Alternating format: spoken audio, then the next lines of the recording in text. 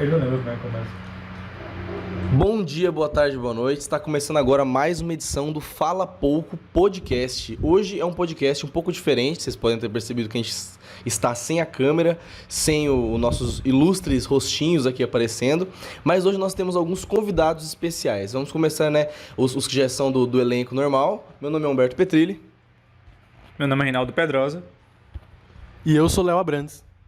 E hoje nós estamos com a presença ilustre dele, que já é a terceira hat-trick já de participação do nosso canal, já é a terceira ou a quarta vez, né?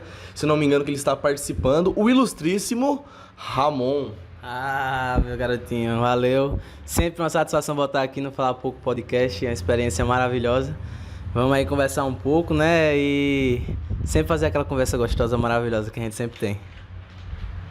Além disso, nós estamos hoje com o guru do Fala Pouco, um dos nossos mestres, né, um dos nossos companheiros de universidade, mas que é como um pai da família Fala Pouco. Apresente-se, Jairo. Olá, olá. Satisfação enorme estar mais uma vez aqui, minha terceira participação. Sempre muito prazerosa e gratificante estar nesse momento, nesse bate-papo com vocês, que eu acompanhei desde o início, né, a fundação do Fala Pouco nos bastidores. E sabia e sei do potencial de vocês, da produção que é desenvolvida aqui, de conteúdo.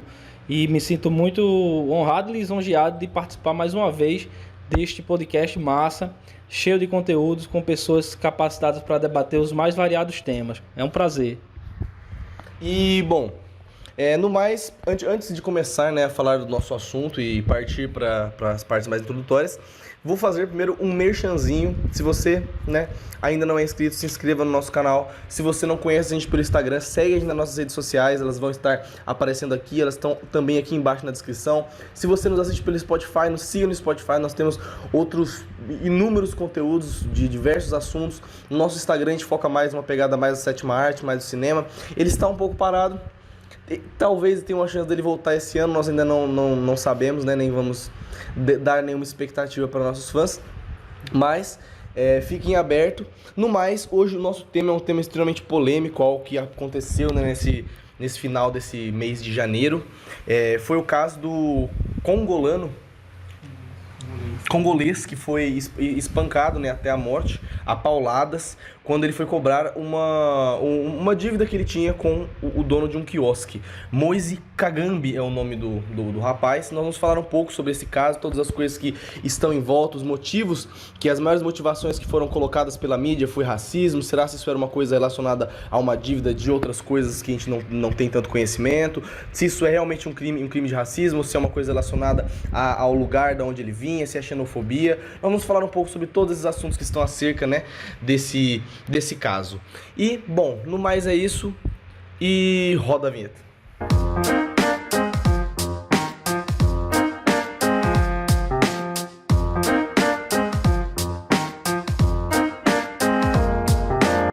Primeiramente, vamos começar pelo mais difícil de toda essa história, que é o nome dele. Moise Kabanganji. Então, é um assunto muito interessante da gente falar, porque ele não só é um assunto, assim, que é perigoso, porque existe muitos temas delicados pra gente comentar, isso tem muita gente, e o crime envolveu muitas pessoas, seja pessoas culpadas, a família dele, e também muitas pessoas abraçaram a causa e estão lutando e tentando a todo custo que o Moise tenha a sua justiça. E, primeiramente, vamos falar um pouco sobre o caso. Ele foi morto por volta ali do finalzinho de janeiro. Ele foi morto por 3 pessoas, com um taco de beisebol, 39 pauladas, principalmente na região aqui das costas. Ele foi morto por conta das pauladas que quebrou as costelas, né? O tórax. Quebrou o tórax, que perfurou o pulmão, e aí ele chegou a falecer. E o ponto principal aí que a gente pode falar são justamente o crime e as motivações. Aí é uma questão um pouco dividida. Segundo os familiares, eles estão falando que o Moise foi cobrar uma dívida que o quiosque, porque o Moise ele sempre fazia 2 dias de salário, porque o Moise sempre fazia trabalho nesses quiosques de praia, em diárias, e ele estava cobrando o salário. e depois foi morto por conta disso. Já as pessoas que... ali os criminosos, né, que... eles confirmaram que teve o crime e tudo mais, eles comentaram que o Moisés estava bêbado e irritando as pessoas ali perto do quiosque há 2 dias. E que o cara que confessou o crime falou que queria extravasar a raiva dele e fez dessa forma horripilante. Então, o que a gente pode falar aí? Alguém quer começar? Esse caso é bastante emblemático porque nós podemos vislumbrá-lo por vários ângulos, né? Ele tem vários perfis. Um perfil que eu acho interessante é a gente analisar do ponto de vista antropológico. De qual medida?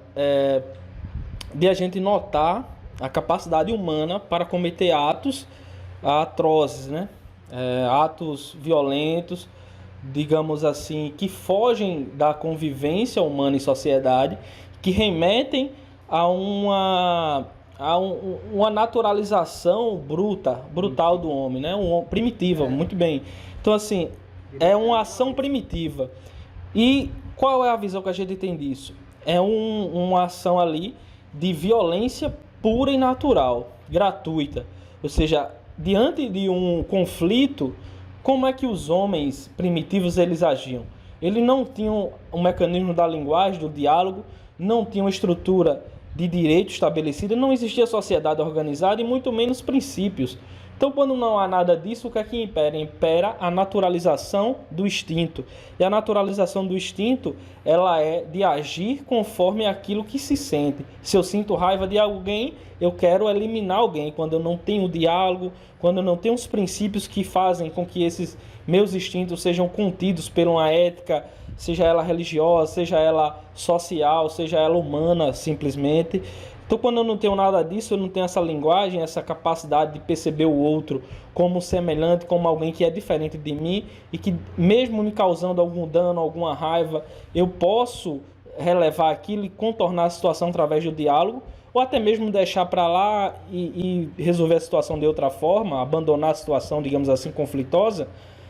Quando eu não tenho esses mecanismos de linguagem, de discussão, de ética, de virtude que permeia toda a nossa sociedade organizada ocidental, vai imperar a animalização, os instintos primitivos. Foi o que me parece que aconteceu no caso do Moisés, né? A princípio, esse é um dos ângulos. É claro que aqui vamos discutir, dialogar sobre os diversos outros, questão do racismo, a questão de um crime comum, enfim. Mas eu trago a princípio esse ângulo da antropologia, porque foi o que me pareceu a priori. Porque assim, 3 homens partem para cima de um e desferem 39 pauladas. Não foi 39 socos, chutes, agressões físicas com algum membro do corpo. Foi com um pedaço de pau que é bastante rústico e que causa um dano e uma violência, uma lesão gravíssima em quem recebe. Então, assim, 39 vezes aquilo ali é algo assim horripilante e remete a essa animalização. Um cara que nem revidou, ele nem chegou a revidar. Exatamente. Um cara que não revidou, que ficou ali indefeso perante a situação e que só foi vítima desses instintos. Então, a primeira coisa que eu queria abordar é essa. Os 3 ali, eles estavam desprovidos de toda a formação humana que a sociedade propõe, né? Seja ela básica, com toda a precariedade da educação, mas na formação familiar, no seio social como todo, a gente recebe isso de alguma forma e respeita o outro até certo ponto. Então me parece que faltou esses 3 indivíduos, essa consciência social, essa consciência humana, e eles agiram como o homem primitivo, animal, sem refletir nas suas ações, e cometeram uma brutalidade, um crime hediondo, né, contra um indivíduo, que vocês vão abordar as demais características desse indivíduo. Pois é, exatamente. Quando você vai ver essa situação, e um argumento que poderia ser utilizado para justificativa das pessoas que cometeram esse crime foi que a gente não tinha intenção de matar, era só dar uma lição, o que obviamente continuaria sendo um crime de agressão por esse lado, sendo que a partir do momento que você dá 30 e tantas pauladas em alguém, você assume o risco de matar aquela pessoa. Não tem como você justificar de que você não não estava tentando matá-lo? Porque 30 e tantas pauladas, cara, não é uma tapa que o pai dá num filho, sabe? Não é uma tentativa de dar lição. Pois é, e as ferramentas que foram usadas, né, taco de beisebol, pedaço de madeira e tudo também, mais. Vale ressaltar que na hora estavam segurando o cara não ofereceu resistência e estavam fazendo uma chave de perna nele enquanto batiam. Pois é, então, exatamente, sabe? É um tipo de situação que, comprovado, né, tem várias câmeras de segurança que estão sendo analisadas, a gente está falando com um caso ainda em julgamento, mas comprovado que realmente foi isso que aconteceu e tudo indica que foi, não tem como eles darem justificativa de que não tínhamos a intenção de matar. Você assume o risco que você vai pagar uma pena por um homicídio doloso, né? Que é aquele quando você assume o risco, que é a intenção de matar outra pessoa. E aí, enfim, começam a vir agora todas as outras motivações, né? Tipo, ele foi morto porque ele era ele foi morto porque ele era um negro, ele foi morto porque ele vinha de outro país, foi uma xenofobia, foi um racismo, ou ele foi morto simplesmente porque ele estava querendo cobrar alguma coisa a alguém e a pessoa não gostou de ser cobrada, sabe? Eu acho que, na minha visão, individualmente falando, é tudo um pouco. Ele foi morto porque ele era um negro, então tem a questão do racismo. Ele foi morto porque ele vinha de outro país, um país africano, então tem a questão da xenofobia. E ele foi morto também pelo fato dele estar indo cobrar uma coisa a pessoas que, aparentemente, nesse caso, já eram envolvidos com coisas erradas. Então eles acabam meio que... Tudo se soma nesse caso e tudo tem um desfecho assim, que acabou do pior jeito possível e também, né, infelizmente, né? Exatamente. Eu acho que o comentário de Jairo foi extremamente pertinente de a gente começar essa discussão falando sobre uma visão mais antropológica, né, da criação dessa nossa vítima, até porque quando a gente para pra pensar que isso é uma coisa causada simplesmente pelo local de origem de onde ele veio, ou pela cor da pele dele, eu acho que é você reduzir uma coisa que é muito mais complexa do que realmente pode aparentar de primeira instância. Quando você olha e você fala, esse cara ele foi espancado até a morte simplesmente porque ele era negro, você não leva em consideração que ele poderia também estar se exaltando, você não leva em consideração que as pessoas que estavam lá também já poderiam ter tido alguma outra abordagem antes de fazer isso. Obviamente não existe como defender as pessoas que espancaram o cara, até porque nós vivemos em uma sociedade onde nós já passamos desse nível. A gente não precisa mais resolver as coisas na porrada, a gente não precisa mais bater em ninguém. A gente tem leis que fazem a gente não precisar mais fazer isso, a gente tem coerções sociais, a gente tem toda uma lógica e toda uma humanidade por trás disso que faz com que a nossa agressividade seja uma coisa totalmente reprimida e que seja utilizada apenas para algo como entretenimento, né? Que seriam lutas, os esportes, assim, você não precisa mais bater em ninguém. Exatamente, você não precisa mais bater em ninguém. Antes a gente precisava fazer isso porque nós tínhamos outros obstáculos além de simplesmente seres humanos, e o que obrigava a gente a fazer isso. Até porque hoje em dia, quando a gente para pra pensar nessa ótica, o cara... Mesmo que se ele fosse realmente, se você parar pra pensar, o cangolês ele foi lá com a intenção de partir pra uma briga. Ele jamais iria partir pra uma briga contra 5 pessoas que estavam possivelmente armadas e ele sem ter nenhuma possibilidade de se defender. Então realmente eu acho que assim, quando a gente para pra pensar nos motivos que isso pode ter sido feito, realmente é um caso de que ele pode ter sido sim subjugado e colocado numa posição mais fácil, entre aspas, de ser espancado do que outras pessoas. Por quê? Porque realmente ele é uma pessoa que veio de outro país, então ele tem uma cultura diferente, uma dificuldade maior de se comunicar, uma dificuldade maior de ser aceito nos meios onde ele tá. Ele pode ser espancado também porque ele era negro, porque realmente tem pessoas que colocam isso como uma raiva meio que enraizada no ser, no gene, que nem sabe explicar o porquê, mas isso não deixa de ser racismo também. E também pode ter sido pela postura que ele teve, a maneira que ele se comportou quando ele foi fazer a abordagem da cobrança. Então, assim, eu acho que é uma coerção de fatores muito, muito, muito ampla e que não dá pra gente colocar um só culpado, porque quando a gente coloca um só culpado, a gente ignora todo o resto da atmosfera. E olhando tudo isso que os meninos falaram aqui, eu acho assim, além de partilhar desse pensamento, né, que a gente tem que observar todos os âmbitos, todas as motivações, todo o caso, né, mas me parece muito... O que me deixa assim mais abismado com toda essa história e que eu acho também interessante a gente discutir hoje aqui é a própria... esse lado animalesco do ser humano que foi posto tão em evidência nesse caso. Me parece que a nossa sociedade, apesar dos anos que estamos passando, apesar das leis que vêm sendo criadas, apesar de toda a formalização e garantia de direitos que ao longo dos anos nós conquistamos, ainda me parece que existe uma vontade, não sei se intrínseca dentro do próprio homem, mas algo que se manifesta em momentos como esse, desse querer retornar a esse ser primitivo que Jairo falou. Casos como esse, de violência tão brutal, tem crescido bastante nos últimos anos e assusta. Chega a assustar a forma como se dá, porque mostra que existe um lado muito animal no homem, no qual o homem não está conseguindo controlar. Muita parte da sociedade, muitas pessoas da sociedade não estão conseguindo controlar mais esse lado. E eu acho interessante a gente debater um pouco também sobre isso, sobre as motivações dentro da sociedade atual, as coisas que estão levando ao homem a retornar esse lado animalesco dele. Porque isso tem ficado cada vez mais em evidência e casos como esse assustam, porque para mim fica muito evidente que aí vai muito mais a violência que existe no homem do que propriamente os seus preconceitos ou sua educação primária de base.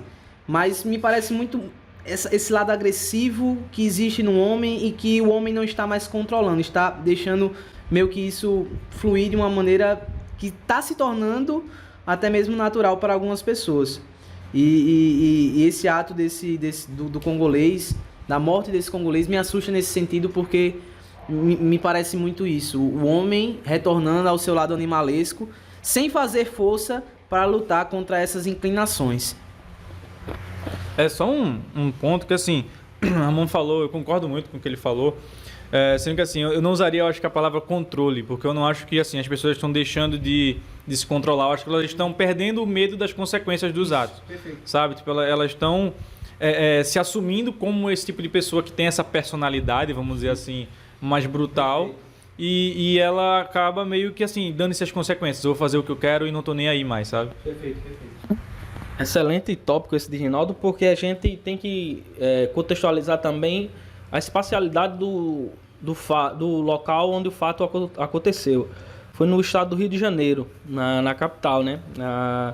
Então a gente sabe que a problemática que o estado do Rio enfrenta a nível de estado, o estado como um todo lá, ele é desestruturado ao extremo, ou seja, a gente não tem nenhuma ação efetiva do governo federal, o governo estadual. A gente sai a olhar o noticiário e ver o retrospecto dos ex-governadores e as prisões de cada um deles e os processos, bem como os prefeitos. Então, assim, me parece que o estado do Rio, ele está, entre aspas, falido. E quando o estado fala, o que é que acontece? Acontece isso aí, as pessoas perdem o medo de cometer as ações errôneas, contrárias, violentas, inadmissíveis no âmbito social. Por quê? Porque não vai ter uma repressão, e a gente sabe que a repressão, nós humanos, o nosso instinto do medo à repressão, ele é muito forte. Então nós somos inibidos e controlados também por esse medo. Se esse medo de uma punição devida, de um julgamento correto, justo, ele não existe, o que é que acontece? As pessoas sentem-se mais liberadas a cometerem atos como esse. Um exemplo claro do aniquilamento do Estado no Rio é a ocupação das milícias nas favelas, em alguns bairros. Ou seja, quando o Estado ele se ausenta, um novo Estado se estrutura. E é importante a gente contextualizar isso, porque cola com o que Rinaldo falou. Quando não existe a possibilidade de uma verificação estatal, de um controle estatal sobre as ações individuais, o coletivo como um todo ele vai sofrer.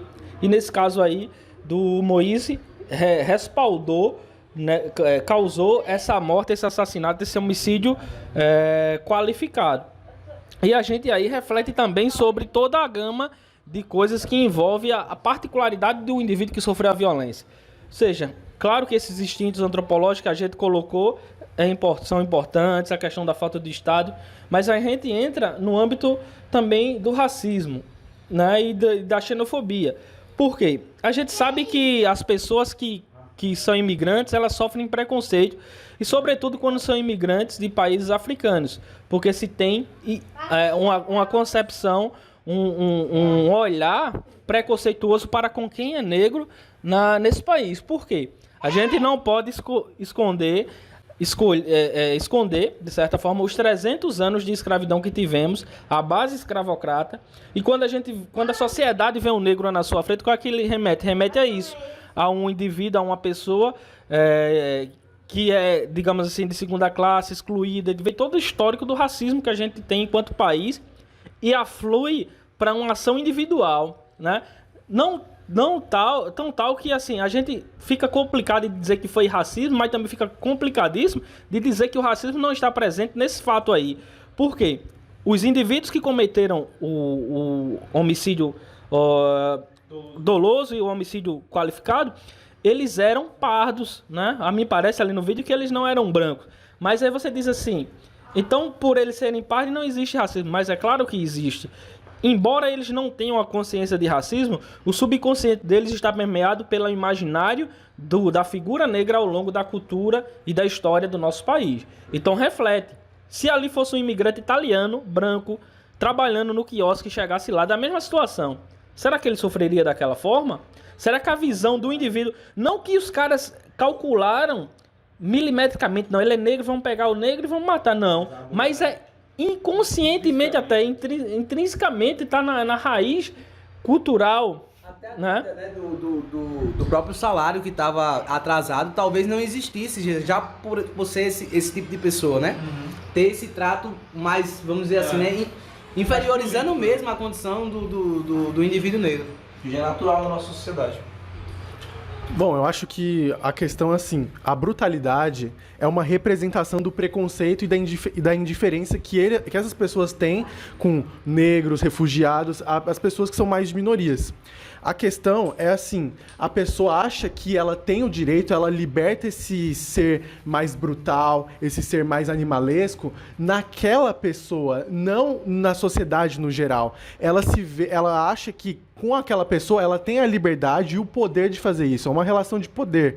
Então, por exemplo, ele vai tratar um congolês, refugiado, negro, que nem brasileiro que é negro e por aí vai, é pobre. Isso é de favor, né? A galera tem esse ponto. Ele é pobre também. A gente fala muito do racismo. O racismo é uma questão muito importante, assim como a questão do refugiado. Mas ele é pobre. Tem essa questão das pessoas que têm dinheiro, né? Porque são pessoas que comandam um quiosque. Barbosa, ninguém faz, né? Fosse Joaquim Barbosa. Pois é, a questão do dinheiro faz muita diferença. E isso remete também à luta de classes, remete a questões de poder, de relações de poder entre sociedade rica, sociedade pobre e por aí vai. O ponto é que a gente não pode achar normal isso acontecer e legitimar, falar, obviamente esses caras são brutais, eles são uns monstros, mas o ponto principal é que eles fizeram isso com tal pessoa. E isso não é à toa. Eles não vão fazer isso com qualquer outra pessoa. Eles fizeram isso e foi na hora. Foi um negócio até que eles não pararam para pensar. Eles agiram, porque é um negócio assim, ó, muito, muito rápido. Então já estava um negócio pronto na cabeça deles com isso. Já é um negócio intrínseco. Isso seja na cabeça deles, seja isso na cabeça da sociedade, que naturalmente oferece um sistema que descaracteriza essas pessoas, que tira elas do sistema, que por mais que elas sejam a força do sistema, que ajudem os mais ricos e os mais benquistos da sociedade, eles não são lembrados. E isso faz toda a diferença, porque quando chega uma hora do cara simplesmente cobrar uma dívida, eles tratam a situação dessa maneira. Isso eu acho extremamente pertinente de ser falado, esse lance que grande parte da violência advém principalmente, não vou dizer principalmente, mas grande parte vem da classe social que a pessoa se encontra. Aqui no Brasil a gente está muito acostumado a atrelar a violência a dois caras numa moto, dois caras normalmente negros e daquele estereótipo, né, daquele arquétipo que a nossa cabeça já vem quando a gente fala em violência no Brasil. Então assim, a gente tem que parar para pensar também que o brasileiro, a maioria das pessoas não tem medo exclusivamente do homem negro, ele tem medo da pessoa que é pobre. Por causa que a pessoa que ela é pobre, ela sim realmente está à mercê da marginalidade, da agressividade, da banalização das opiniões, ela que não vai ter acesso à educação, ela que não vai ter acesso a saneamento básico, é quem não tem dinheiro. E, infelizmente, no nosso país, a grande maioria das pessoas que não tem dinheiro são negras. Então, por meio que um jogo de lógica, um jogo de consequência, nosso subconsciente é preconceituoso. Mas é meio por causa que é mais lógico a gente ser preconceituoso, vamos dizer assim, seguindo essa linha, entre aspas, de raciocínio. Obviamente que tudo isso que a gente está dizendo, que eu estou dizendo aqui, não é certo, não é bom e nem deve ser justificado. Mas ele deve ser explicado e entendido para que seja mais fácil de ser quebrado. E é exatamente isso que estamos fazendo aqui. Estamos fazendo uma leitura sobre um fato. A gente não está fazendo nenhum juízo de valor, está tentando analisar e apreender a realidade que aconteceu. E essa questão que vocês levantaram, Léo e Humberto, bastante interessante, do ponto de vista de que no Brasil é como se existisse dois racismos. Existe o racismo contra o pobre, existe o racismo contra a elite negra, digamos assim. Então, assim, se você é um funcionário público de alto escalão, você é um empresário e é negro, você vai sofrer uma espécie de racismo brando, né, ali no seu meio, cordial até. Então, assim, o Joaquim Barbosa, claro que ele sofria racismo, mas não se compara a um racismo do Moise. Né? O racismo contra o Joaquim Barbosa, o ex-ministro do STF, que tem uma condição social elevada, que, né, obviamente, é diferente, é de um olhar, é de gesto, mas nunca de palavras diretas, nem de palavras, imagine de pauladas. Né? Então, assim, me parece que o Brasil, ele atrela muito os níveis de racismo ao nível do bolso. Então, assim, se você é um Moise, você é um cara da classe Z, e você tá lá na última camada da sociedade social, econômica, e você sofre todos os tipos de violências que o racismo já inflige sobre todas as pessoas que têm essa característica. E quando você uma pessoa que tem uma condição social, econômica mais elevada, você sofre menos essa violência, de certa forma, e recebe ela meio no meio simbólico.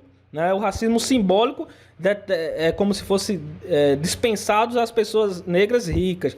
E o racismo real, concreto, violento, homicida, ele acontece contra os negros, porque a gente atrela isso à nossa característica, mais uma vez, escravocrata. Porque os negros, na época da escravidão brasileira, eles eram simplesmente aniquilados a bel prazer de um branco, do dono, das pessoas que tinham poder sobre aquele indivíduo. Então, isso não se apagou completamente do imaginário. Você pode colocar 150 mil leis áureas, fazer 320 projetos de lei, e não é assim que muda a concepção social. É mais complexo para mudar isso e apagar isso do imaginário. Não apagar, mas transformar essa visão sobre o negro no nosso país.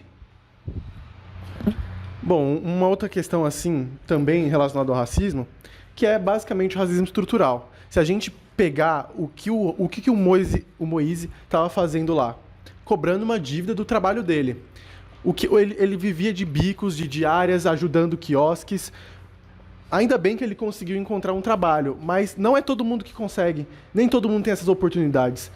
Obviamente, tem toda a questão que esforço e tudo mais, a pessoa ela tem que querer. Por mais que a meritocracia seja um negócio que funcione para pessoas de mesmo nível, ela não funciona para quem é inferior, para quem está com as oportunidades diminuídas. Então, por exemplo, uma pessoa que tem uma condição financeira vai ter mais oportunidades do que uma pessoa que, como Moise, que é refugiado, que é negro, ele tem menos vantagens. Aí, a questão é o seguinte, do racismo estrutural, é que o fato dele trabalhar nesse ponto que isso remete à dificuldade que a gente tem em construir empregos, em construir oportunidade para essas pessoas. Naturalmente, já é difícil, seja para quem for. Até mesmo um advogado que acabou de se formar tem dificuldade para achar emprego. Imagine uma pessoa como Moise, que não tem condição, que veio refugiado do país dele, para o estrangeiro. Fora o preconceito que ele tem que encarar as dificuldades do nosso país. E essa é uma questão que bate de frente com esse caso, porque ele trabalha de bico, porque ele também não tem oportunidade, ele não teve muitas oportunidades na vida dele. E outra coisa, é natural a gente perder oportunidades na nossa vida. Só que, se ele perde uma oportunidade, ele dificilmente vai ter outra. Nós, que temos uma condição financeira um pouco melhor, podemos perder uma oportunidade que provavelmente vai aparecer uma tão boa quanto ou até melhor. Então, a questão é o seguinte, o Moise, ele também não só sofre do racismo, mas ele sofre por viver no Brasil também. Como qualquer outro brasileiro, por mais que ele seja um congolês, ele vive os problemas que o Brasil passa. E prestando atenção no vídeo, né, quando eu tava olhando lá direitinho, assim, obviamente lendo as notícias referentes ao caso, foi informado inclusive que os 3 caras que mataram o Moise, eles não fazem parte do restaurante, né, eles eram de um restaurante vizinho, um negócio assim, do lado, né, e se quem assistiu o vídeo inicialmente, o Moise, ele tá tendo uma discussão com um outro cara, né, que é o cara que trabalhava nesse restaurante. E quando eu vi lá assistindo o vídeo e os caras eles chegam depois, né? E até no depoimento eles falam que o Moise já tinha ido no outro dia e que ele estava perturbando e estava espantando os clientes e tudo mais. E a gente já falou aqui que, assim, o Moise ele parece estar muito exaltado no vídeo, né? Porque, imagino eu já vivo numa condição difícil. Sou pobre, trabalho com uma dificuldade e faço minhas diárias, né, como a gente usa aqui na linguagem, numa mola do caramba. Aí o cara chega pra cobrar o simples, pô, que é o dinheiro, aquilo que eu trabalhei, sabe? O salário daquilo do serviço que eu prestei. E você não recebe, é natural que o cara vai estar exaltado, né? E me parece que, tipo, existe essa associação dos caras do outro restaurante que mataram o Moise. O Moise, ele tá lá na discussão com um rapaz, e aí de repente ele tira a camisa e vai tentar pegar alguma coisa no freezer. E tipo, lógico, pode não ter sido isso, mas parece aquele negócio de olhar, olha, o cara tá perturbando, tá tirando o juízo da galera, tá exaltado, tá partindo pra agredir outro cara, e ainda tá tentando pegar coisa do bar. Ou seja, a associação na cabeça das pessoas, né? Me parece muito claro isso. Ele junta os pontos e faz, ó, o cara tá alterado, tá partindo pra briga, tá tentando pegar as coisas sem a galera deixar. Esse cara aí é um bandido, é um safado, ele merece ser punido. E os caras se sentem nessa condição de carrasco, de simplesmente de dizer o que é o certo e o que é errado, e eles mesmos agirem perante a situação que está acontecendo. Então, quando eu vejo o vídeo, e eu acho interessante para quem não conhece o caso ver o vídeo mostra muito disso, da realidade que se encontra não só o município do Rio de Janeiro, mas a sociedade brasileira atualmente. É algo gravíssimo. As pessoas se sentem no direito de agirem como os próprios juízes da nossa lei. Se sentem nessas condições de carrasco e de elas mesmas tomarem a atitude de julgar o que é certo, o que é errado e qual é a punição que as pessoas devem sofrer. E me parece que essa situação se torna muito mais clara nesses casos, com pessoas que são pobres, pessoas que são negras ou pessoas que, por algum tipo de... fazem parte de uma minoria. Me parece que isso se torna muito mais evidente nesses casos. O principal também que eu vejo é que as minorias, elas já vivem uma atmosfera social de terem que provar constantemente de que elas são tão boas quanto as outras pessoas que não são minoria, sabe? Por exemplo, um cara que, vamos dizer, um cara que ele é branco, só que ele passou em medicina e ele tem autismo. Ele vai passar o resto da vida dele tendo que fazer prova para provar que ele sabe exercer a profissão da medicina. Ele vai passar o resto da vida dele olhando para as pessoas entrando no escritório dele falando: você é o médico autista? Ele fala: sou, sabe? Tipo assim, meio que com essa dúvida. E isso é uma coisa, assim, isso já está relacionado a um capacitismo, né? Mas, assim, quando a gente para pensar no racismo, é uma coisa que, além de tudo, não tem nenhum tipo de explicação lógica. O cara que ele é negro, ele nunca vai ter que provar que ele é negro, nem que ele é bom o suficiente pra ele ser negro, só pelo fato dele ser negro, sabe? Tipo assim, o cara que ele é autista, ele tem que provar que ele é um cara que ele é um cara que é capaz por causa de uma doença, por causa de uma coisa que é biológica, que realmente afeta a percepção dele, o desenvolvimento dele da realidade. Uma pessoa que é negra, ela vai ser sempre e todo momento colocada em julgamento simplesmente pela... Esse é o mecanismo de modificar a sua capacidade perante a realidade. Ela não tem nenhum tipo de dificuldade, ela não tem nenhum tipo de diferença. A única coisa que tem é estética, entende? Então, assim, você ser totalmente... Você passar toda a sua vida sendo julgado, sendo colocado em uma posição de inferioridade, simplesmente por uma característica estética, é algo que realmente já causa um sentimento de raiva, um sentimento de, vamos dizer assim, indignação, que já é muito grande. E que já é grande o suficiente para te causar um nervosismo, talvez, do qual o Moise tenha sido colocado, porque o cara já tá indo lá justamente fazer uma cobrança de um salário, ele já tá naquela situação de julgamento, as pessoas já estão julgando ele não só por um motivo, mas por vários e vários motivos, como a gente já disse, pelo fato da origem dele, da origem geográfica, da origem socioeconômica, da origem racial dele. Então, assim, já são coisas que ele tem que conviver durante toda a vida dele, que está sendo jogada para cima dele. Então, no momento desses, é normal, é totalmente entendível o cara ele perder a cabeça. É totalmente entendível as outras pessoas perderem a cabeça. Mas nada é justificável. Tudo pode ser entendível, mas nada pode ser justificável. A partir do momento que alguém pegou um pedaço de pau, a partir do momento que o cara tirou a camisa e começou a mexer nas coisas dos outros, tipo assim, isso já tem alguns certos extrapolamentos de limite. É um ponto que você não pode passar. Por quê? Porque quando você faz isso, você dá margem para outra pessoa fazer isso e vice-versa. E eu acho que quando a gente coloca essa situação, que é uma situação de uma minoria extremamente afunilada do nosso país, que é a minoria de imigrantes, e não são os imigrantes italianos, europeus que vieram para o embranquecimento, é um outro tipo de imigração, é uma imigração para fugir. Pensa só que nós somos brasileiros, estamos em constante estamos com uma constante tentativa de fugir daqui do Brasil, de morar na Europa, de morar num lugar melhor. Imagina uma pessoa que está vindo para cá, sabe? Tipo assim, a realidade dessa pessoa já é muito diferente. E quando ela se coloca nessa realidade, ela ainda por cima, ela é julgada e totalmente colocada numa situação de desprezo, é entendível e volto a dizer de não justificável. Eu acho que o que não é problema, no caso do Brasil, é essa questão do imigrante, digamos assim, um problema explícito e assim, de fácil visibilidade. Por quê? Só a gente perguntar, a gente recebeu diversos imigrantes. Onde é que estão os imigrantes italianos, alemães, japoneses? Tá morando no sul. Estão numa classe média alta. Eles estão numa condição social excelente, boa, né? Embora quando chegaram aqui sofreram e ficaram na condição social complicada. Mas hoje em dia, com o passar das décadas e do século, a gente percebe esses imigrantes em posições na sociedade vista com bons olhos. A gente olha assim, ó, o alemão ali, né? A gente tem o popular, a gíria popular. Então o problema não é com o imigrante, porque esses... Que é Mazarete, uma coisa assim, é uma das famílias italianas mais ricas que nós temos no país. Matarazzo, né? Então a gente tem assim, o problema não é direto com o imigrante. Por quê? Se fosse esses imigrantes, estariam ainda hoje numa condição subsocial. O problema é com o imigrante negro.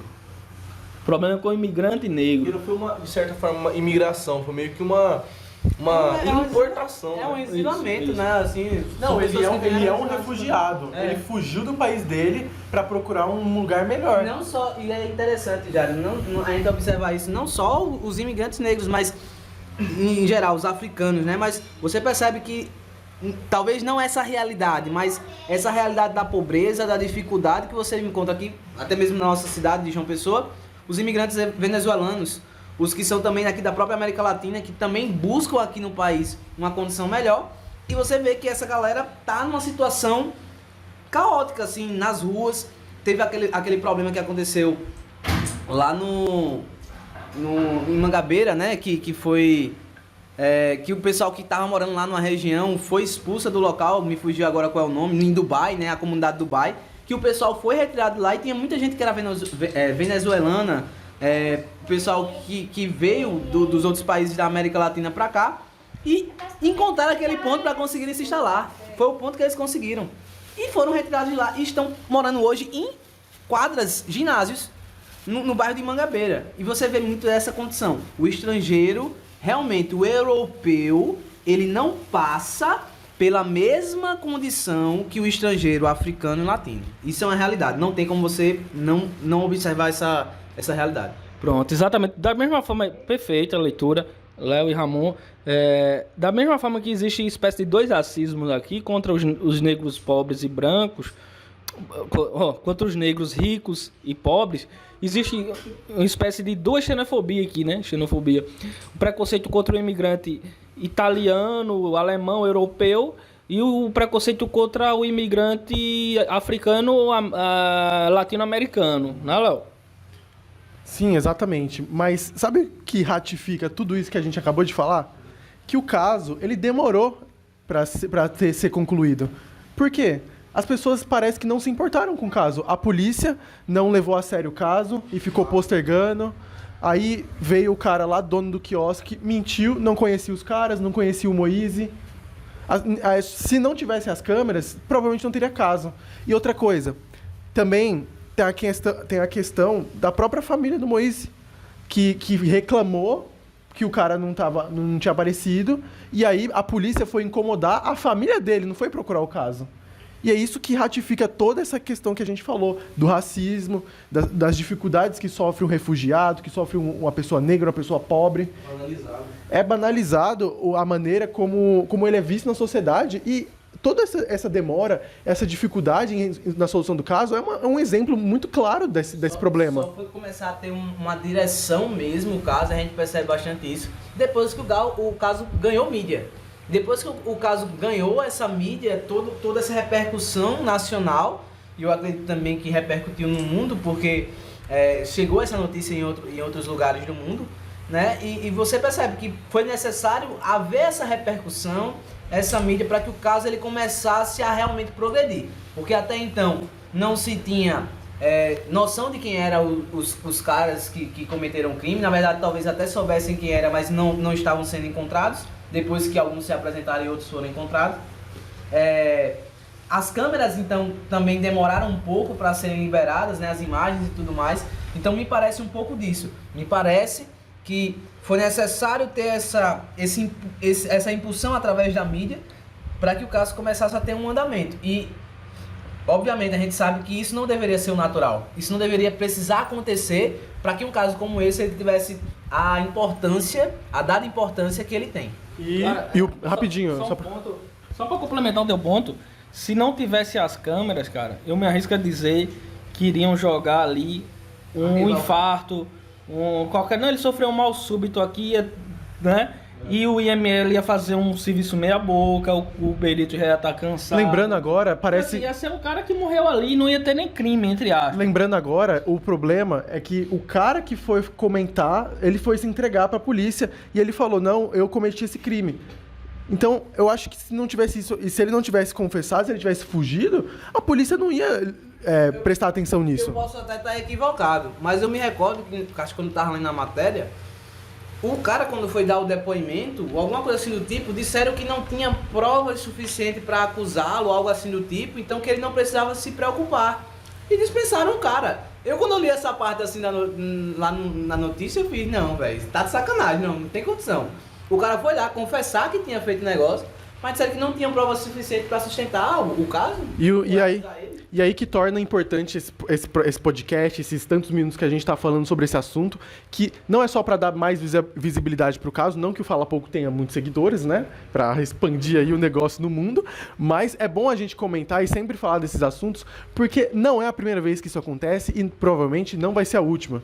Então, é sempre interessante a gente comentar essas questões e falar do que ela se trata, porque ela é muito maior do que o próprio caso. Por mais que você possa ver aí no seu jornal aí da Record, da Band, esses programas mais sensacionalistas que tratam os casos como algo pontual, algo pontual, que aconteceu porque o cara é um monstro, tentando justificativas. Não é. Isso é um caso de racismo, isso é um caso que fala sobre a dificuldade de um pobre na sociedade, fala sobre a classe mais rica, precarização. Ele ganhava na diária, ganhava R$100 por dia.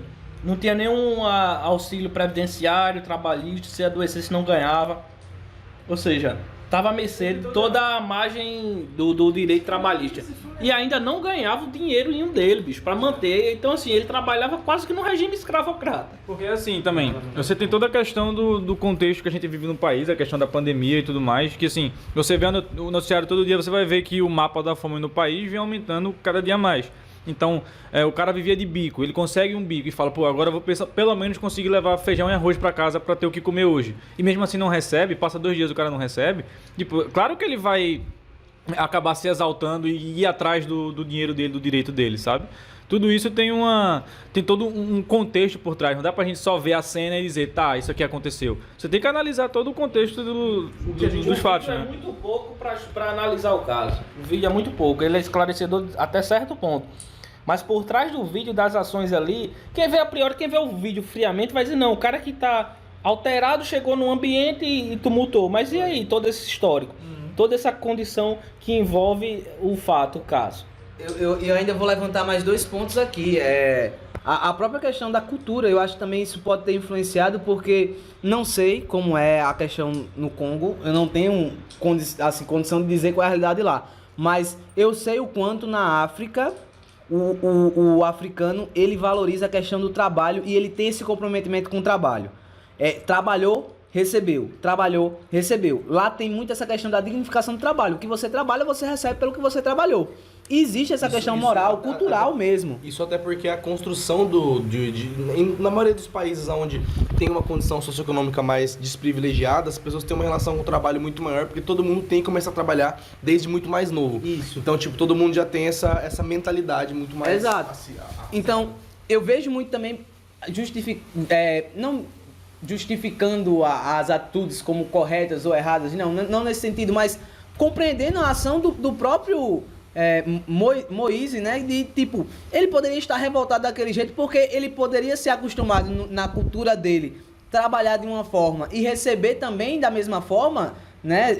Ele recebesse pelo que ele trabalhasse, e quando chegar aqui e se encontrar nessa situação de pobreza, nessa situação de fome, e ter conseguido o seu trabalho, o seu emprego, tá se dedicando, porque quem não sabe e quem não conhece essa realidade, minha gente, tenham certeza, quem faz bico de garçom trabalha pra caramba. Trabalha e muito mesmo. E você dedicar, você tirar a noite, talvez a tarde e a noite trabalhando, e você não receber por isso, claro que vai gerar em você automaticamente essa revolta. E eu ainda levanto outro ponto em questão. Se o Moise ele não vai cobrar o dinheiro dele, se ele não vai fazer isso, quem vai fazer isso por ele? Me diga aí, quem é que vai cobrar esse dinheiro por ele? Então veja como é compreensível a atitude do cara de revolta. Tá? Não tô dizendo que a atitude daquele momento que ele pega a cadeira, de pegar a vassoura e tá tentando ali partir pra cima do cara. Não tô falando disso, mas tô falando da atitude de cobrar mesmo o dinheiro dele. Cara, é o mínimo. Você trabalhar e você receber por isso. E aí vamos dizer aí, por exemplo, não sei se algumas pessoas estão conscientes, mas aqui na Paraíba, houve um caso recente de uma mulher que foi encontrada num estado de escravidão por mais de 40 anos. Imagina aí uma mulher, e ela não tomava ação, teve que algum terceiro chegar e tomar uma atitude por ela para tirar ela daquela condição. Mas veja aí, essa mulher poderia passar o resto da vida dela trabalhando nessa condição escravocrata.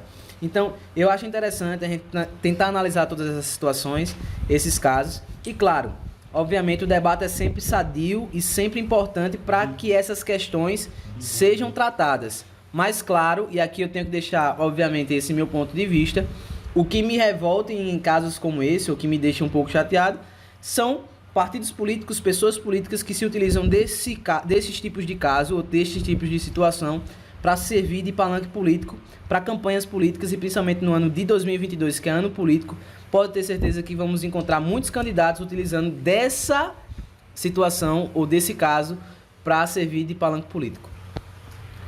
Então eu acredito que esse é o episódio de hoje, não é? A gente já comentou aí diversos pontos. Eu espero que você tenha aprendido, ficado com raiva, gostado, concordado, o que for. A gente aqui deu nossa opinião, falou um pouco sobre o caso e torçamos que nunca mais aconteça algo parecido, né?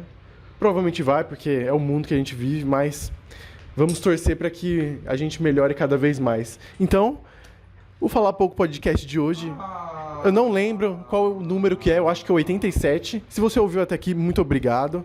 Eu queria agradecer aos meus amigos Jairo e Ramon, Satisfação toda nossa. que aqui humildemente fizeram a apresentação dele Ótima. Podcast hoje exatamente aqui de Pedras de Fogo, né? E estamos em loco, estamos juntos. Sempre gravamos o podcast separados, eu, Rinaldo e Humberto, mas hoje estamos aqui todos reunidos numa rodinha com amendoim, cerveja, comentando um assunto tão importante. Rinaldo hoje está de ressaca, então ele não está tomando nada. Enfim, gente, muito obrigado e até a próxima. Balão. Valeu. Chama. Valeu, Last Day. Imagina, a gente gravou.